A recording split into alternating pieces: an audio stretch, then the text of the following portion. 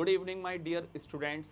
Welcome on YouTube channel and welcome on Exam Pass.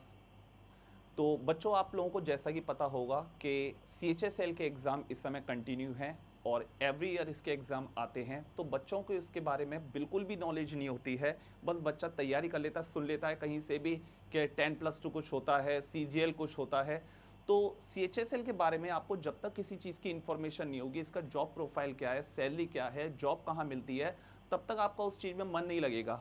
तो अगर आप इसका एक बार पूरा, ये मैंने जो इसके बारे में पूरा समझाया है आपको CHSL के बारे में, तो इसके बाद बहुत से बच्चों का थोड़ा सा अब तैयारी करने का तरीका बदल जाएगा। उनको भी पता चल जाएगा कि 10+2 सुनने के बाद बच्चा सोचता है कि ये थोड़ी सी ऐसी नौकरी होगी लो लेवल की, लेकिन जब इसके बारे में आपको बताऊंगा तो आपको खुद समझ में आ जाएगा कि ये 10+2 है। इट डजेंट मीन कि इसका किसी भी तरीके से इसको कम हम लोग इम्पोर्टेंट समझें। बहुत इंपॉर्टेंट इसमें जॉब है आप लोगों की। तो आइए इसके बारे में मैं आपको एक पूरा रिव्यू देता हूं कि CHSL में किस तरीके से सिलेक्शन होता है, जॉब प्रोफाइल क्या है, सैलरी क्या है, आपको किस जॉब की अच्छी तरीके से तैयारी करनी है, आपका इंटरेस्ट किस में ज़्यादा होना चाहिए। तो आपको मैं गारंटी देता हूं इसके बाद, इस 10-15 मिनट की वीडियो के बाद आपको सब कुछ समझ में आ जाएगा। और अगर आप इस चैनल में, अगर आप इस वीडियो को पहली बार देख रहे हो, अगर हमारे इस चैनल को पहली बार देख रहे हो, तो प्लीज़ इसको आप सब्सक्राइब कर दीजिएगा, लाइक कर दीजिएगा और ज़्यादा से ज़्यादा शेयर करिएगा, जिससे कि और बच्चों को भी इसके बारे में पूरा के पूरा फ़ायदा मिल सके।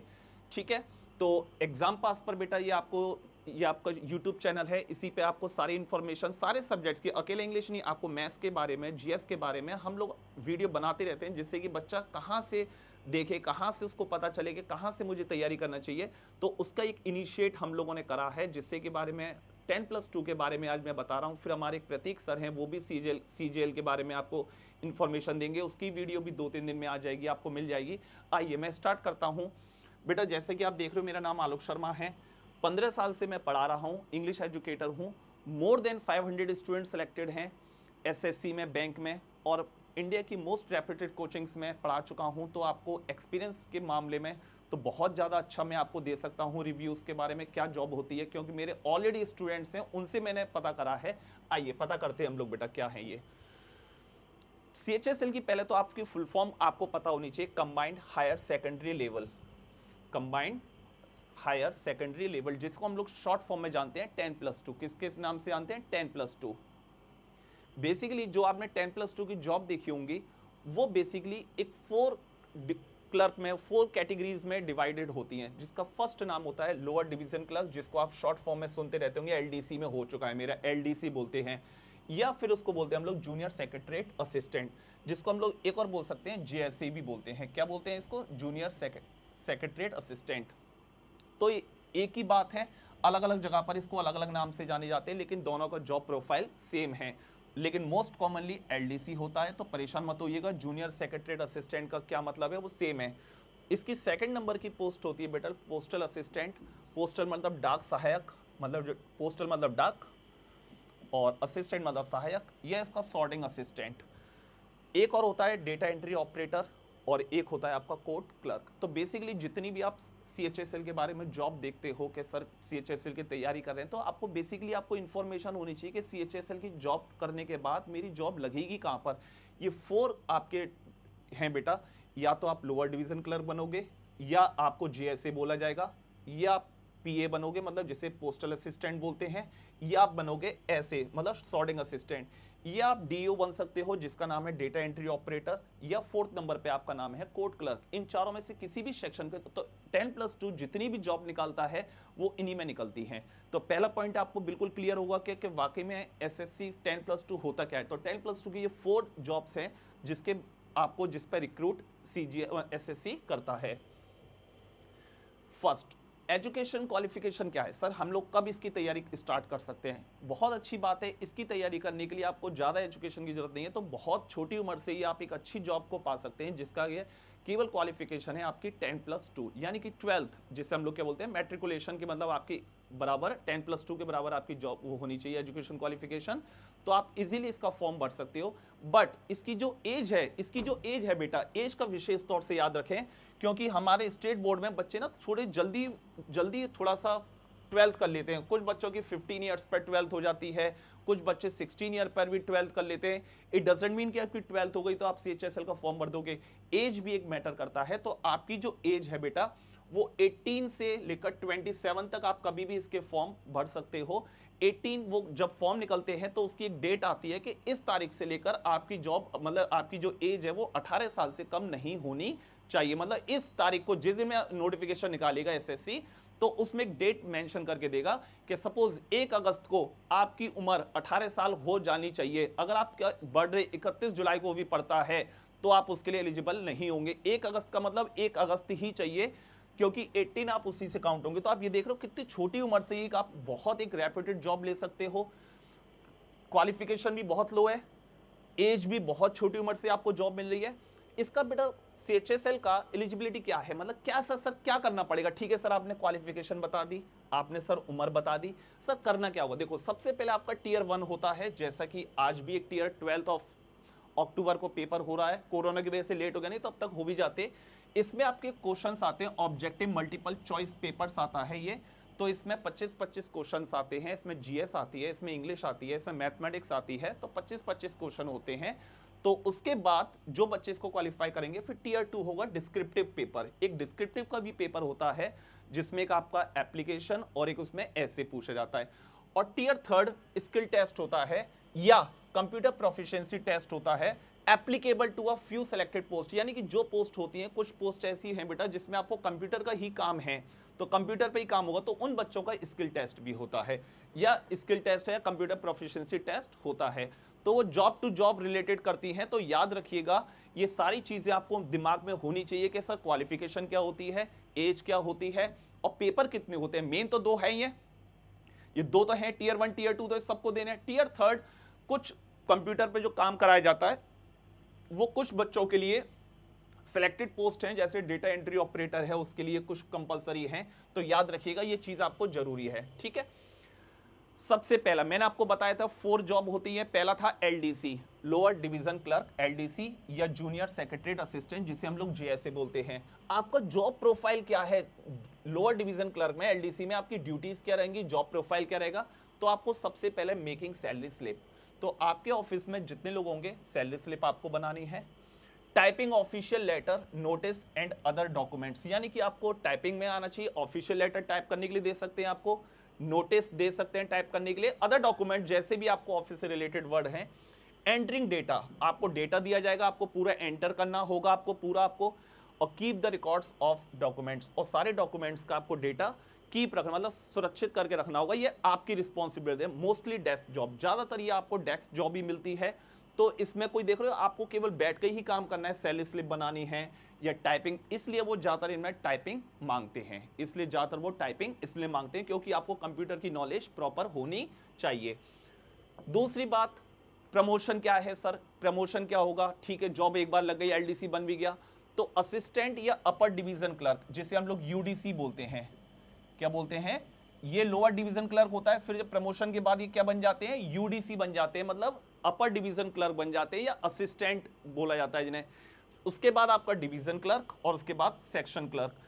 कब होता है सर ये promotion? After 3 years of service, यानी कि 3 साल की सर्विस जैसे ही आपकी हो जाएगी तो आपको ये प्रमोशन मिलने स्टार्ट हो जाते हैं। तो आपको ये प्रमोशन मिलने स्टार्ट, तो आपने देखा प्रमोशन भी अच्छा है।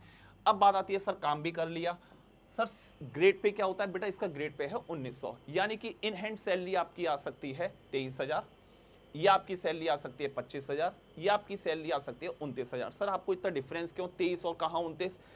आपने सुना होगा कि इसमें कुछ अलाउंसेस मिलते हैं, जैसे डियरनेस अलाउंस होता है, एक होता है आपका HRA। तो ये HRA जो होता है हाउस रेंटेड अलाउंस, जो घर के लिए मतलब आपको अलाउंस मिलता है। तो अलग अलग सिटी में अलग अलग है बेटा इसका। मान लीजिए एक्स सिटी, मान लीजिए कोई भी, एक्स सिटी बेसिकली आप मान लीजिए मेट्रो। तो जो मेट्रो सिटीज होती हैं, जैसे आपका दिल्ली है, कोलकाता है, मुंबई है, बेंगलोर है आपका, तो इन सिटी में जो HRA है वो 24% है। वाई सिटी वो सिटीज होती हैं जो थोड़ी सी उनसे मेट्रो सिटी से कम, तो उनके लिए आता है, तो वहां 16% है। और जो कस्बे टाइप के होते हैं थोड़े से बहुत लो लेवल, तो उनमें केवल कितना है 8%। इसलिए आपको ये सैलरी में इतना डिफरेंशिएट दिखाई दे रहा है। तो हो सकता है सेम पोस्ट का आदमी दिल्ली में सैलरी पा रहा होगा 29,000 और सेम आदमी मथुरा में सैलरी पा रहा होगा 23,000। तो वो आप समझ जाइएगा कि बाकी क्या डिफरेंस होता है, वो एचआरए की वजह से डिफरेंस हो जाता है। होप सो यहां तक का आपको एलडीसी के बारे में पूरी बात समझ में आ चुकी है। सैलरी स्लिप बनानी है, ऑफिस का काम करना है, और आपको वहां पर पूरे डॉक्यूमेंट्स को टाइप कर कर रखना है, आपको ये सारी चीजें। तो आपको ग्रेड पे 1900 का है, जब आपकी जॉब लग जाएगी तो आपको अप्रॉक्स लिख दिया है कि इतना इतना पैसा आपको मिलेगा, आपकी सैलरी इतनी हो। और XYZ का मतलब जो शेयर जाने जाते हैं ना ग्रेड पे XYZ के नाम से या ABC के नाम से वो जाने जाते हैं। क्लियर हुआ ये चीज भी। उसके बाद मैंने आपको बताया था पोस्टल असिस्टेंट, PA, या फिर उसी का एक और था नाम सॉर्टिंग असिस्टेंट। इनका जॉब प्रोफाइल क्या होता है, transmission of males between mail office and post office, यानी कि आपको जो मेल आना भेजना आना चाहिए, disposal of male and maintaining the data, यानी कि आपको जितने भी मेल आएंगे उनको आपको डिस्पोज करना है, भेजना है, बेकार हटाना है, सब आपको मेंटेन करके रखना है। Transmission of foreign articles through post office across India, यानी कि आपको जो फॉरेन आर्टिकल से जो चीज आती है तो आपको पोस्ट ऑफिस के थ्रू आपको भेजने का वो पूरा काम आपके हाथ में होता है। ये किसका काम होता है, पोस्टल असिस्टेंट या सॉर्टिंग असिस्टेंट का। तो ये काफी इंपॉर्टेंट जॉब होती है, आप लोगों को देखा होगा आप लोगों ने। डिपार्टमेंट्स कहाँ कहाँ लग सकती है, पोस्ट ऑफिस अक्रॉस इंडिया, पूरे भारत में किसी भी पोस्ट ऑफिस में आपकी जॉब लग सकती है। आर्मी पोस्टल सर्विस में लग सकती है, फॉरेन पोस्ट ऑफिस में लग सकती है, रेलवे के मेल सर्विस में लग सकती है, या सर्कल ऑफिस में या रीजनल ऑफिस में जो इनके होते हैं वहां भी आपको भेज सकते हैं सर्विस करने के लिए। इन डिपार्टमेंट में आपको जॉब मिलेगी। आप देख लो सारे गवर्नमेंट के अच्छे डिपार्टमेंट्स बोले जाते हैं ये, वहां आपको जॉब मिलेगी। प्रमोशन, सुपरवाइजर, सीनियर सुपरवाइजर और chief supervisor. In hand salary इनकी अप्रॉक्स 32,000 रुपए होती है। इनकी अप्रॉक्स सैलरी इनकी कितनी होती है, 32,000, क्योंकि इनका जो ग्रेड पे होता है वो 2400 का होता है, उनका 1900 होता है, इनका ग्रेड पे 2400 का होता है, इसलिए इनकी सैलरी थोड़ी सी ज्यादा होती है। और ये बढ़ भी सकती है, वो ये XYZ सिटी के अकॉर्डिंग मैंने अप्रॉक्स लिख दिया है, यहाँ से तो स्टार्ट होगी, ये 39,000 तक भी जा सकती है। ये इसका काम क्लियर हो गया आपको। थर्ड नंबर की सबसे ज्यादा बच्चों की पसंदीदा जॉब जो होती है वो ये होती है DO, डेटा एंट्री ऑपरेटर। सबसे ज्यादा पसंदीदा जॉब बच्चों की जो मानी जाती है वो डेटा एंट्री ऑपरेटर मानी जाती है, और इसी की सबसे ज्यादा कट ऑफ हाई जाती है, सबसे ज्यादा कट ऑफ इसी की हाई जाती है।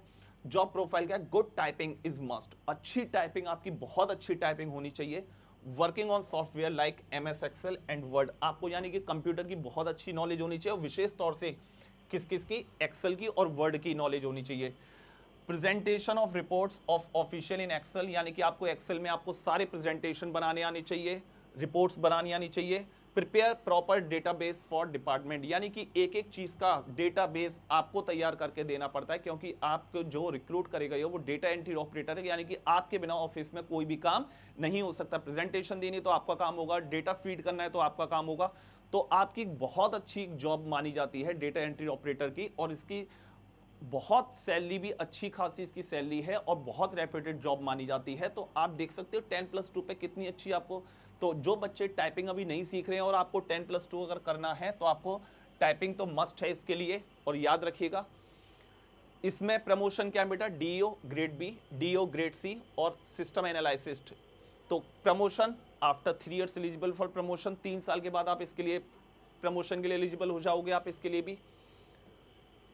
सैलरी अप्रॉक्स 33,000 रुपए सैलरी आती है, 33,000, क्योंकि इसका जो ग्रेड पे है वो 2400 रुपए है। इसका ग्रेड पे क्या है, 2400, वो ये HRA को मिला मिलो के इसका भी अगर देखा जाए तो 40,000 के अप्रॉक्स इसमें आपको भी मिल सकते हैं। तो अगर आप इनके स्क्रीनशॉट लेते चलोगे तो आपको एक एक चीज बिल्कुल क्रिस्टल क्लियर होती जा रही होगी। लास्ट आपका आता है कोर्ट क्लर्क। कोर्ट क्लर्क का क्या काम होता है सर, जॉब प्रोफाइल क्या है, maintaining the court room record. आपके हर शहर में जहां वीडियो देख रहे हैं आपके शहर में भी कोर्ट होंगे, तो वहां पर जो काम जज के अलावा जितने लोग काम करते हैं क्लर्क वाले, वो कौन होते हैं, CHSL के लोग होते हैं। अब कोर्ट रूम में जज थोड़ी ना करेगा ये काम, तो आपके जो काम है मेंटेनिंग कोर्ट रूम रिकॉर्ड, सारे रिकॉर्ड्स आपको तैयार करने हैं। Prepare legal documents of legal procedure, legal procedure के थ्रू आपको सारे डॉक्यूमेंट्स तैयार करने हैं। प्रोवाइड नेसेसरी डॉक्यूमेंट्स टू जज, और जो जज के सामने जो फाइल पेश करते हैं वो सब करते हैं, वो कौन करता है, यही क्लर्क होते हैं, वो CHSL के थ्रू जाते हैं। Manage all documents related jobs, और आपको जितने अपने डॉक्यूमेंट्स रिलेटेड जॉब्स होते हैं उनको आपको मेंटेन कर कर रखना होता है, तो ये भी एक अच्छी जॉब है। और promotion assistant clerk, bench clerk और हेड क्लर्क। इसका भी ग्रेड पे 1900 है एलडीसी की तरह, इसलिए इसकी सैलरी थोड़ी सी कम हो जाती है। अप्रॉक्स लिखी है 22,000 तक, अप्रॉक्स लिखी है 7th पे कमीशन के बाद। तो इतना आपको देखा बेटा, सारी चीजें मैंने आपको इसमें सारी बता दी हैं। अगर आप केवल अब इन चीजों को ही देख लेते हो स्टार्टिंग में, अगर आप अब आपको ये सारी चीजें समझ में आ गई हैं। लोअर डिवीजन क्लर्क क्या काम करता है, सैलरी कितनी है, पोस्टल असिस्टेंट और सॉर्टिंग असिस्टेंट का काम क्या है, उनका सैलरी कितनी है, डेटा एंट्री ऑपरेटर का काम क्या है, उसकी सैलरी कितनी है, और कोर्ट क्लर्क का काम क्या है और इनकी कहाँ का। और ये ऑल ओवर इंडिया में आपको किसी भी स्टेट में जॉब करने के लिए भेज सकता है, ये किसी भी स्टेट में आपको जॉब करने के लिए भेज सकता है। तो आप याद रखिएगा कि ये बहुत इंपॉर्टेंट जॉब है, ये बहुत इंपॉर्टेंट जॉब है। तो आप इसको किसी भी तरीके से बेटा इसको कम ना समझें।